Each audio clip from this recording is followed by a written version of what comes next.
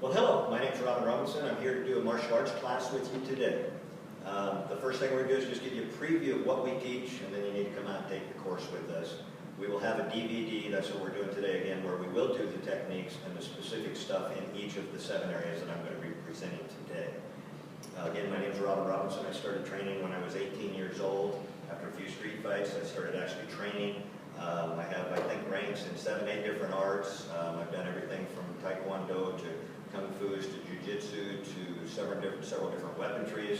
And what you're going to see today is just kind of a buffet of all of that. I'm just going to take you through what I think is the useful stuff of all of the stuff that I've learned.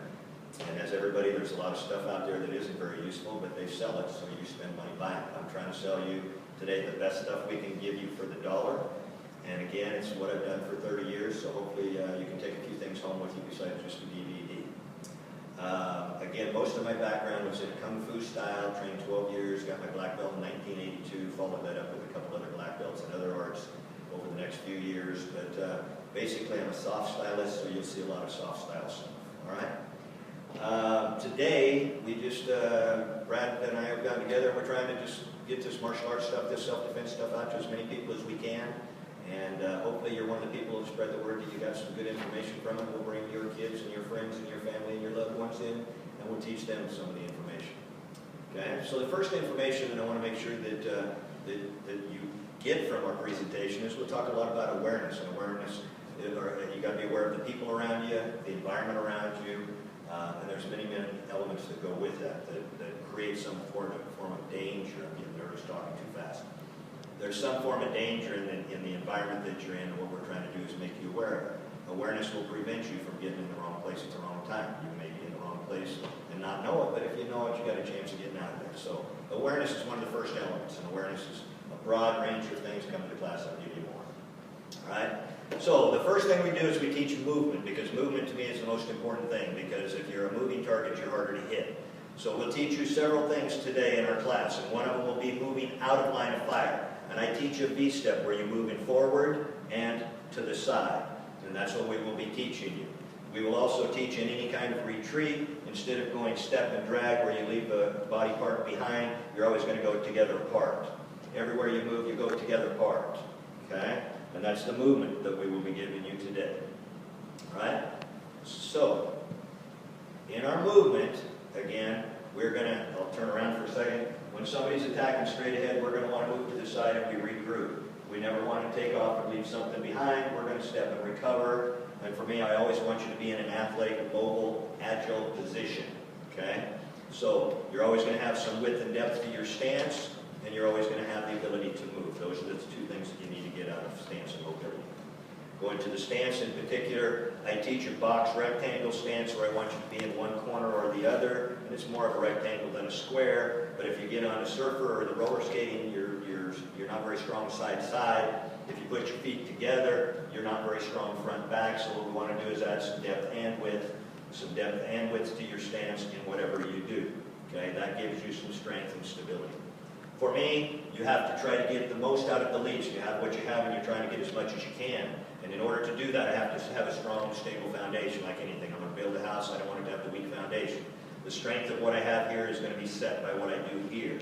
If my feet are together, my feet are twisted, all the other potential elements that take away from my foundation, I want to make sure I prevent, because there are already enough obstacles in somebody assaulting me, attacking me, whatever we're talking about in this self-defense situation. There are already obstacles that are more than I may be able to handle, so why put adversity in my own hands or my own feet?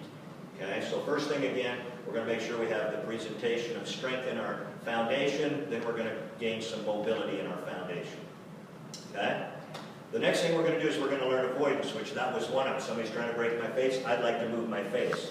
All right, it just seems logical. I don't have to teach you a whole lot about that. But if they're going to throw something here, I'd like my face to be somewhere else.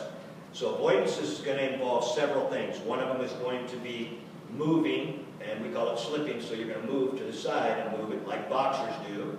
Okay? We're also going to put a block or a parry with that, and that's an inside block, and that's an outside block. That's a downward block, and again, you can see they're open hand, soft blocks. That's what I teach. But when I do that, I'll still have my arm there, like in a lot of the hard stylists. Okay? The other thing, again, in avoidance is not only will I move, but I'll connect with it with either a block or some form of a parry. Okay?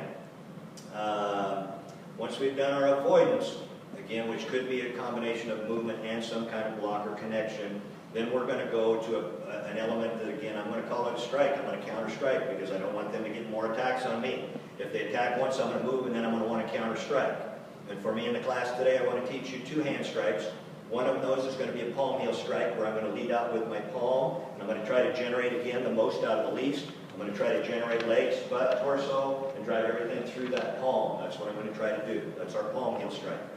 The other strike we will throw at them will be a back fist, back knuckle. When I throw a back fist at you, we're going to have it open, open, open, close it at the last second. That's a back fist.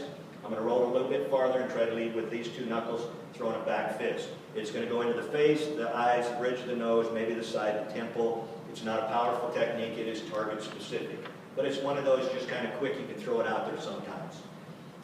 Don't do much with punches, because if you're going to do punches, you need to spend lots of hours on a bag so that you don't roll your wrist and you don't break your hands. You've all seen people with casts on those little fingers because they didn't know how to punch, and they did punch. Okay? So we do palm heel strikes, and we'll do a back fist. The next strikes we do are probably the most valuable and most important to you, I think, in any kind of self-defense, and that is going to be your elbow strikes. And again, I'm going to try to present the last part of my elbow. I'm going to try to turn my hand in and present as much here as I can. And I'm going to go vertical elbows. Then we're going to teach horizontal elbows, which are coming across.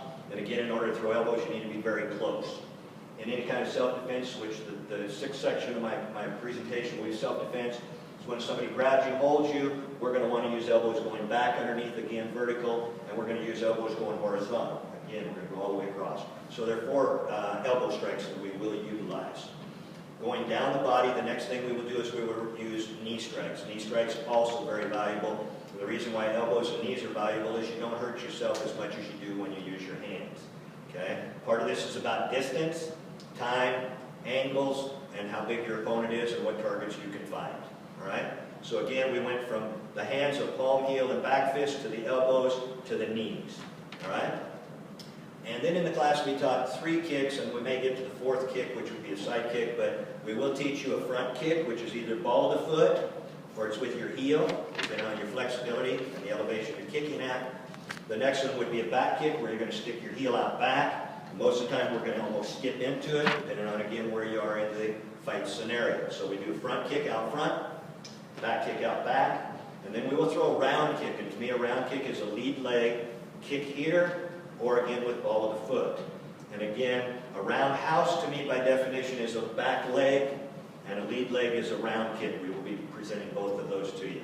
The 4th one, it's sometimes I'll teach, I just kind of throw it out there because it shows up, and that is a side kick. It's almost like the old motorcycle start, where you're going to try and blade your foot to get the most surface area you can, and you're going to strike out, and usually it's down to the knee, the thigh, front, back of the knee or the thigh area. Okay? So we've gone through our hand strikes, elbows, knees, and feet. Those will be presented in our class.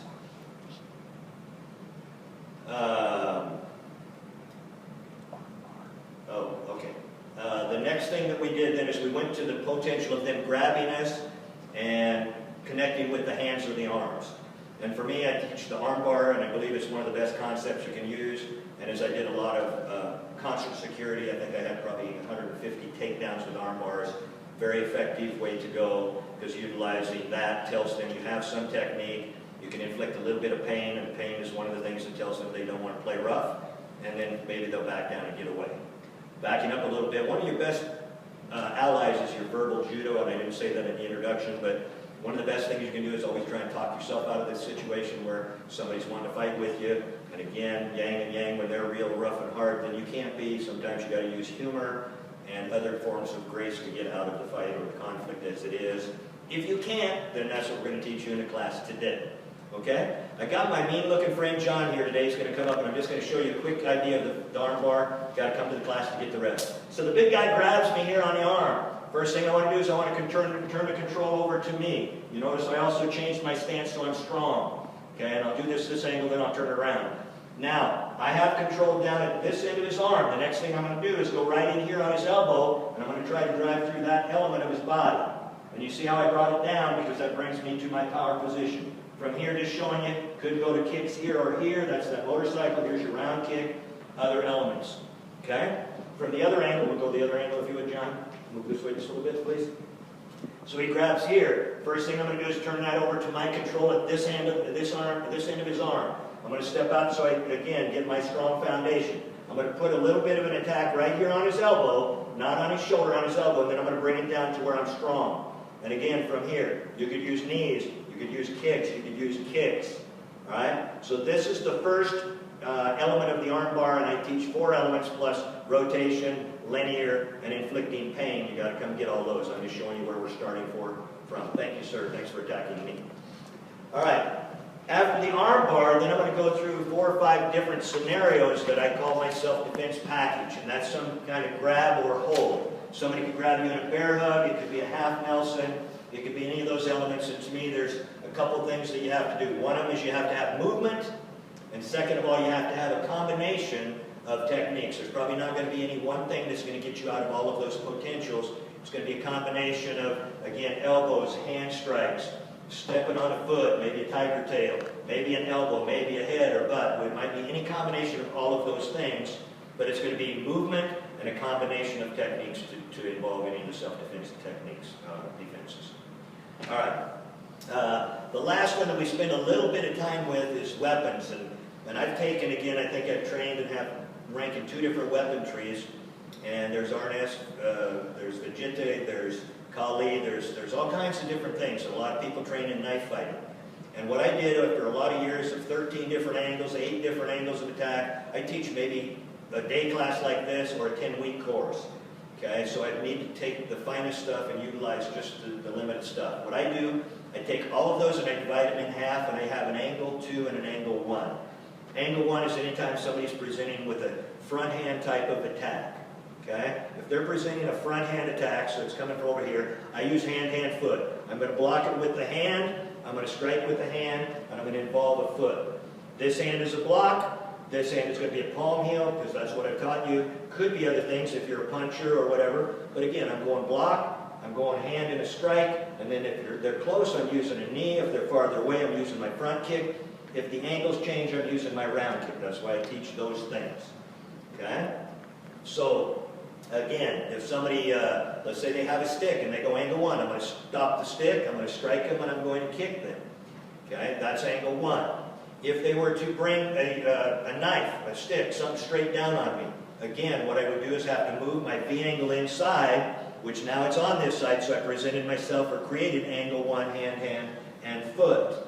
If they stuck a knife or a stick straight at me, anything, I would move to the side. See, again, I've created angle 1, hand, hand, foot. Because I turned, because the guy did inside, lower angle, I'm going to have to turn into a round kick. All right? That's just the potential, the combination, going through the buffet. Remember, we're trying to take parts of this and see which ones are good for this particular attack. Okay? If they go backhand, so somebody's on this side and they're going backhand, whether it's with a fist or whatever it is, what I'm going to do again is I'm going to block that, and I'm going to take that and I'm going to try and connect it to my hip or bring it down to my strongest component, and then I'm going to connect here again at the elbow, and for me almost all angle 2s become an arm bar. As soon as you stop it here, they're presenting you the back of the arm, you put it to your stable position, you set your stance, foundation, and then you strike into it. I could use my arm and a strike, I could put my hand on and cup it, I just don't ever put my thumb on an isolated side. Everything's done with a cup. That way I can roll here and I have down angle and up angle to hook up and down. Okay? So again, angle 2, if it were coming over the top, I went here to angle 1, that means I'm going over here to angle 2. Now I create that arm bar. If they lunge straight ahead, I went over here to create angle 1, which is hand, hand, foot. If the same one, I create this angle, I'm going to connect here and lock it in, and there's my angle 2 arm bar. It isn't perfect, but it's a lot better when I have a 10-week course or today in a 4-hour class, that you at least have a concept that when it's coming from a very particular angle, you can create either angle 1 or angle 2, angle 1 or angle 2, depending on which one you like in particular, or which one you guess is right, or you even read it right. Because again, if you guess you're going over there and it's a little bit slighter angle than straight over, you're going to walk right into it. Okay? So going back, if the angles start to come down a little bit, I was talking about before we were slipping and we were blocking, well, one of the other things we can do is bobbing, or we can weave. Difference between bobbing is I go straight down and back up, and it goes over. Weaving, I'm going to go down and come up somewhere else, which is a good way for something coming down to create that angle 2, or weave it and create angle 1.